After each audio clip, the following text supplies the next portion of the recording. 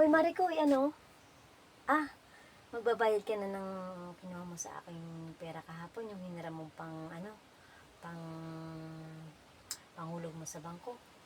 Pero ka naman ikimari maasahan kay ano. Kaya naman ako hindi madadala sa iyong magpautang at talaga namang ikaw masipag magbayad. Talaga namang pag ganyan ang papahiramin mo at may kusang magbayad at talagang tinutupad mo yung sinasabi mo, pag may pera ako, Maricoy, lumapit ka lang sa akin pag kailangan mo ulit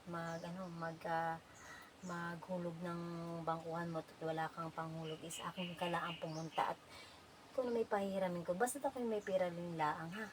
Siya'y salamat din at talaga namang isinauli mo din ang yung inutang sa akin at ari naman pamimili ko din mamayang hapon at ako'y mamimili at wala na nga akong paninda. Kaya siya, Maricoy, maraming salamat sa iyo at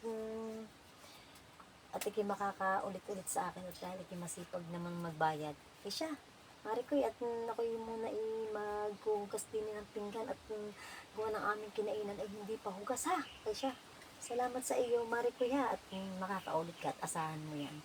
Basta pag wala ka lang panghulog sa iyong card bang, ay lumapit ka lang sa akin at hindi kita pahihindian. Kaya siya, Mare, ingat ka sa iyong pag-uwi.